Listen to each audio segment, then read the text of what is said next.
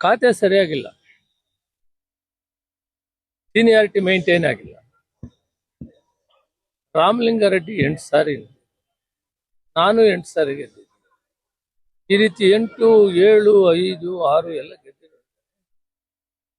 ಅದನ್ನ ಸಮತೋಲನವಾಗಿ ನೋಡ್ಬೇಕಾಗಿತ್ತು. ನಾನು ಅಖಿಲ ಭಾರತ ಕಾಂಗ್ರೆಸ್ ಅಧ್ಯಕ್ಷರಿಗೆ ಮನವಿ ಮಾಡ್ತಿದ್ದೀನಿ, ತಾಯಿ ಸ್ಥಾನದಲ್ಲಿದ್ದೀರಿ, ಎಲ್ಲ ಮಕ್ಕಳನ್ನು ಒಂದೇ ತರ ನೋಡ್ಬೇಕು ಮತ್ತು ಸೀನಿಯಾರಿಟಿ ಮೇಂಟೈನ್ ಆಗ್ಬೇಕು. ಇವು ಮಾಡೋದ್ರಿಂದ ಮುಂದೆ 2028ಕ್ಕೆ ಕಾಂಗ್ರೆಸ್ ಬರೋದಕ್ಕೆ ದಾರಿ ಆಗ್ತದೆ ಅಂತೇಳಿ ಅವ್ರಿಗೆ ಮನವಿ ಮಾಡ್ತೀನಿ. ಮತ್ತು ಏನು ಇವತ್ತು ಖಾತೆ ಕೊಟ್ಟಿದ್ದಾರೆ ಅದನ್ನ ಬದಲಾವಣೆ ಮಾಡಿ ಜನಸೇವೆ ಮಾಡುವಂಥದ್ದನ್ನ, ಅನುಕೂಲ ಆಗುವಂಥದ್ದನ್ನ ಕೊಡಬೇಕು ಅಂತ ನಾನು ಮನವಿ ಮಾಡ್ತೀನಿ. ರಾಹುಲ್ ಗಾಂಧಿ ಅವ್ರಿಗೆ ಹೇಳ್ತೀನಿ, ಸೋನಿಯಾ ಗಾಂಧಿ ಅವರಿಗೆ.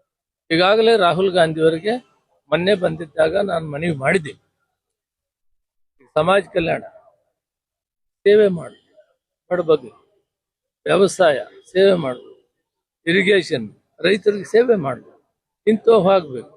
ಅದರಿಂದ ಇಂಥವು ನಾನು ಈಗಾಗಲೇ 3 ವರ್ಷ ಅದನ್ನು ನಿಭಾಯಿಸಿದ್ದೆ. ಅದನ್ನ ಈ ಏನು ಯಾವ್ಯಾವ್ದು ಪ್ರೋಟೋಕಾಲ್ನಲ್ಲಿ ಸೀನಿಯಾರಿಟಿ ಕೊಡ್ಬೇಕನ್ನೋದನ್ನ ಅದನ್ನು ಕರೆಕ್ಟಾಗಿ ನೋಡಿಕೊಂಡು ಮಾಡಬೇಕು ಅಂತೇಳಿ ಮನವಿ ಮಾಡಿದ್ದೀನಿ. ಮತ್ತು ಈಗೂ ಕೂಡ ಅವ್ರಿಗೆ ಹೇಳ್ತೀನಿ, ಈ ಕೆಲಸ ಮಾಡೋದ್ರಿಂದ ಮುಂದೆ 2028ಕ್ಕೆ ಮತ್ತೆ ಸರ್ಕಾರ ಬರೋಕ್ಕೆ ದಾರಿ ಆಗ್ತದೆ. ಗೊಂದಲವಾಗಬಾರ್ದು. ಈಗಾಗಲೇ ಮನವಿ ಮಾಡಿದ್ದೀನಿ, ಸರಿ ಮಾಡ್ತಾರೆ ಅಂತ ಭಾವಿಸಿದ್ದೀನಿ.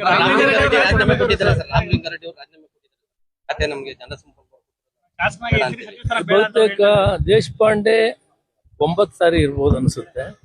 ಅವ್ರನ್ನ ಬಿಟ್ರೆ ರಾಮಲಿಂಗಾರೆಡ್ಡಿ ಅವರೇ ಸೀನಿಯರ್ ಇದ್ದಾರೆ. ಇವೆಲ್ಲನೂ ಕುಂತು ಇವತ್ತು ನಮ್ಮ ಡಿ ಕೆ ಶಿವಕುಮಾರ್ ಅವರು ಮುಖ್ಯಮಂತ್ರಿ, ಹೊಸದಾಗಿ ಆಗಿರುವಂತ ಹರಿಪ್ರಸಾದ್ ಅವರು ಇವರನ್ನ ವಿಶ್ವಾಸಕ್ಕೆ ತೆಗೆದುಕೊಂಡು ಇಲ್ಲಿ ಮೂಲಭೂತವಾಗಿ ಯಾರ್ಯಾರಿಗೆ ಯಾವ ಸ್ಥಾನಮಾನ ಕೊಟ್ಟರೆ ಮುಂದೆ 2028ಕ್ಕೆ ಸರ್ಕಾರ ಬರ್ತದೆ ಅನ್ನೋದನ್ನ ಚಿಂತನೆ ಮಾಡಿ ಮರುಪರಿಶೀಲನೆ ಮಾಡಿ ಕರೆಕ್ಟ್ ಮಾಡಬೇಕು ಅಂತ ನಾನು ಮನವಿ